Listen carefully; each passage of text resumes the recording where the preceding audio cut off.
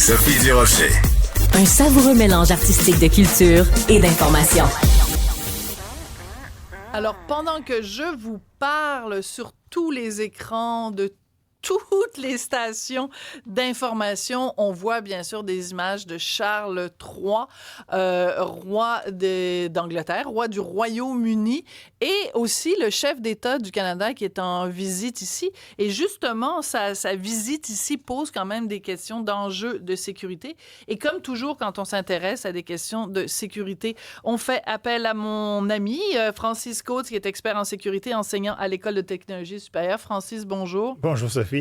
Est-ce qu'il est en danger, le petit roi Charles? Il y a deux choses quand on fait l'analyse du risque, puis c'est le fun de faire la distinction entre les deux. Oui. Première des choses, quand on analyse le risque, il y a la valeur de l'actif. L'actif, ici, c'est le roi d'Angleterre. On s'entend que... Bon, pas rien. C'est pas rien. Ça dépend de votre position, qui aime la monarchie ou pas, mais ça reste même que qu'on l'aime pas, c'est un chef d'État. C'est un chef voilà. d'État. Okay? Ouais. Donc, il y a une valeur associée à ça. Et quand on calcule le risque, on va calculer les probabilités d'occurrence qui arrive une attaque. On va calculer le niveau de menace. Puis, on va calculer aussi les vulnérabilités résiduelles de notre système. Ici, probablement que les chances qu'il arrive un événement majeur, elles sont relativement faibles. Par contre, si jamais il arriverait un événement, est-ce que le système de sécurité fonctionnerait? Moi, je suis obligé d'en douter un peu. Pourquoi? Parce que le Canada est un petit peu le maillon faible en termes de sécurité. Parce qu'on le sait qu'au Canada, par exemple, moi, ça m'a complètement jeté à terre. À un moment donné, Mélanie Joly, qui était à ce moment-là ministre des Affaires internationales, des Affaires étrangères, elle se promenait sur la rue Laurier et elle a été accostée par quelqu'un, un petit peu le même genre d'événement qu'on a vécu avec Richard. Mais donc, elle a été accostée par quelqu'un qui l'a filmé avec un cellulaire et c'est là qu'on a appris qu'elle n'avait pas de garde du corps. Elle n'avait pas, 22 personnes autour d'elle. Non. Donc, si on n'a pas ça pour nos propres représentants à nous, est-ce qu'on est capable de faire face quand il y a une visite comme le roi? D'ailleurs, c'est une différence entre le Québec puis le provincial, le fédéral. Au Québec, les ministres ont un minimum de protection. Oui, c'est-à-dire que le chauffeur est aussi garde du corps. Il est armé, c'est un agent de la paix. Voilà. Okay? Tandis qu'au niveau fédéral, c'est pas comme ça. Au niveau fédéral, les ministres, par définition, n'avaient pas de protection il y a quelques années. Là, peut-être que ça l'a changé. Mais quand je vous dis que lorsqu'il arrive un événement, souvent c'est là qu'on est mauvais. Les services policiers sont très bons pour, je vais dire, prévenir certaines attaques. On fait beaucoup de renseignements. Donc, on est capable de se rendre compte que, il y a tel groupe qui s'enligne pour faire quelque chose. Là, il y aura une perquisition, on trouvera des cocktails Molotov, des trucs comme ça. Fait que quand on est capable d'avoir du renseignement, on est bon. Par contre, lorsqu'il y a une attaque, une menace qui est constituée, donc il y a quelqu'un qui pose vraiment, il est rendu à poser le geste, on a juste à regarder ce qui est arrivé au Métropolis. Oui, on n'a pas été trop bon. Non, on n'a pas été fort. On n'a pas été fort. Si on regarde ce qui est arrivé avec Jean Chrétien, vous rappelez-vous le Shawinigan Handshake, la fois qu'il avait été obligé de se défendre dans une foule? Et deuxième événement c'était Jean Chrétien, l'affaire de la sculpture, c'est quand quelqu'un s'était introduit. C'était Jean Chrétien aussi. C'était Jean Chrétien aussi. Oui, chez eux. Puis c'est Aline qui a réagi puis qui a intercepté le petit monsieur qui se promenait avec. Il y a des enjeux. On a eu un autre enjeu avec M. Philippe Couillard, quand il y avait eu, j'ai pas les dates là, par cœur. C'était une boulette de papier. Une boulette de papier. C'était suite à la fusillade à Orlando dans un bar gay, je pense. Ouais. Et voyez-vous, on a encore là quelqu'un, c'est pas pire, c'est pas une grenade qu'il a lancée, c'est une boule de papier. Mais ça reste que... C'est pas rassurant. C'est pas rassurant quand on regarde, lorsqu'il y arrive une menace constituée, comment on réagit. Fait qu'on est beaucoup dans l'apparence. Avec le roi, présentement, on est beaucoup dans l'apparence. Demain, pour un gars de sécurité, demain, ça va être un peu terrible, parce que se promener en landau royal... dans l'histoire là, des dignitaires, là, les véhicules cabriolets, on se rappelle de JFK. Faites-vous référence à Dallas? JFK, c'est ça. On ne peut pas donner d'idée à personne, bien sûr, là n'est pas l'idée, mais de faire des parallèles, en effet, avec l'histoire. C'est-à-dire que, en effet, quand on regarde, par exemple, même quand le pape se déplace, normalement, le fameux pape mobile, etc. Donc, quand quelqu'un a atteint ce statut-là, normalement, il y a une forme de protection, ne serait-ce que par le véhicule qu'il utilise. Donc, vous considérez que l'espèce de carrosse, le landau dans lequel il va se déplacer, ça aurait dû être remplacé par quoi? Une limousine fermée? C'est sûr, si on compare, par exemple, avec The Beast, la limousine du président des États-Unis, on est complètement ailleurs. C'est des vitres par balles, etc. Oui, on parle de 12 cm d'épais de vitres.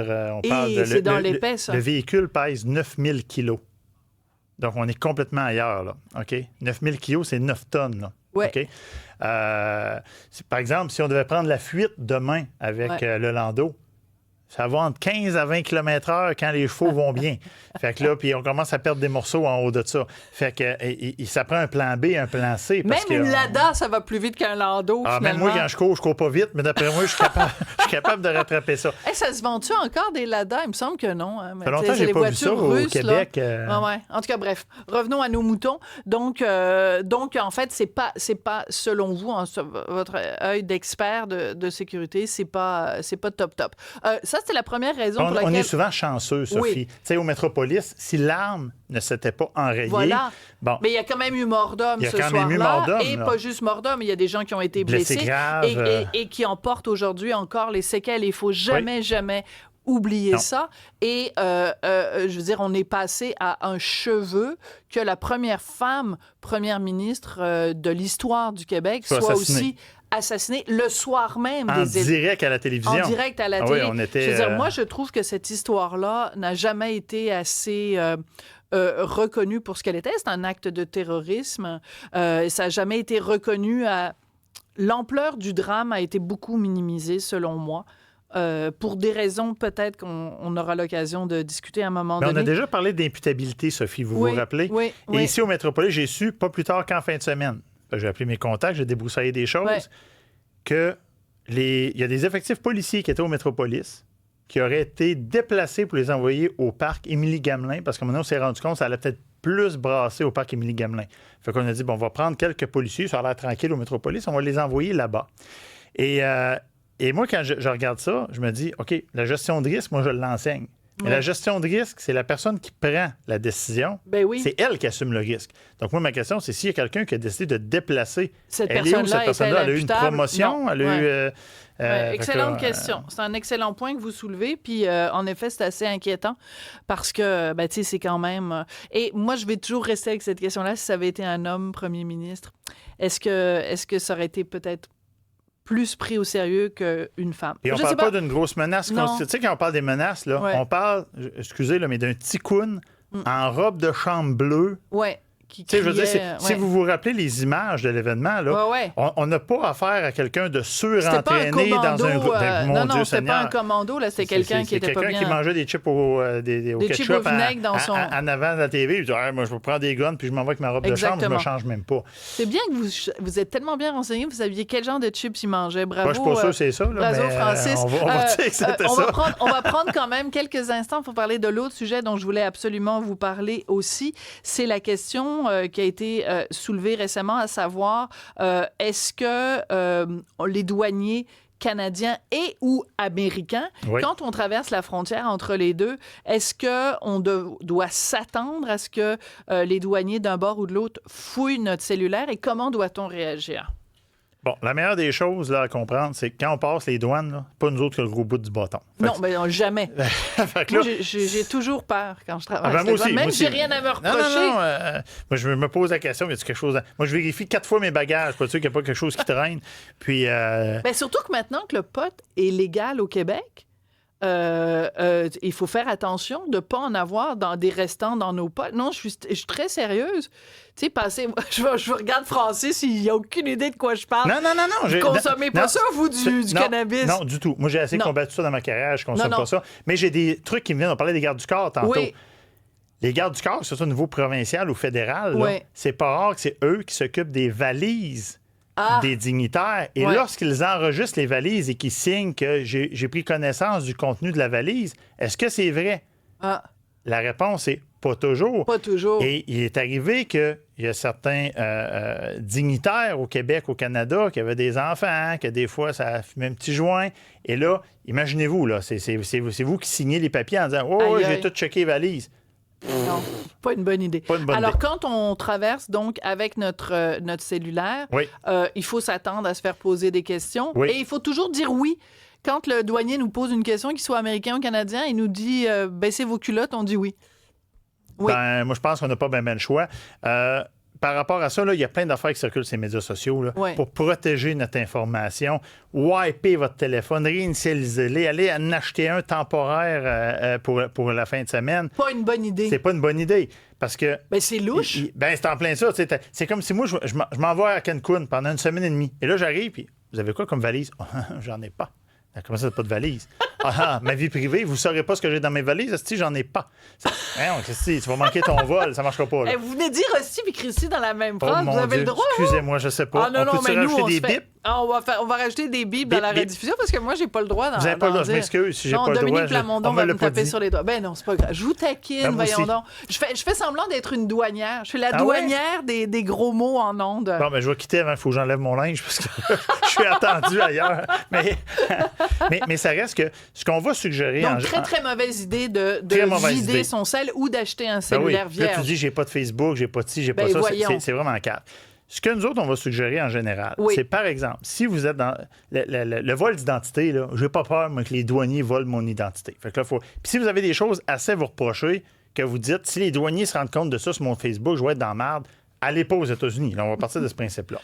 Si vous dites, moi, comme citoyen, j'ai rien à me reprocher, ça ne veut pas dire de ne pas protéger les données de votre compagnie. Parce que là, surtout avec la guerre économique, de l'espionnage industriel, il y en a eu. On a déjà la France, les services secrets français qui ont espionné des gens du Québec sur des transactions dans le domaine de l'aviation pour donner du renseignement tactique pour la négociation avec la compagnie française. C'est arrivé il y a plusieurs dizaines d'années. Donc, de prendre pour acquis que les Américains n'utiliseront pas ça, c'est faux. Donc, la meilleure méthode, c'est de dire, moi là, je vais prendre l'exemple, je lance ça au hasard, Bombardier.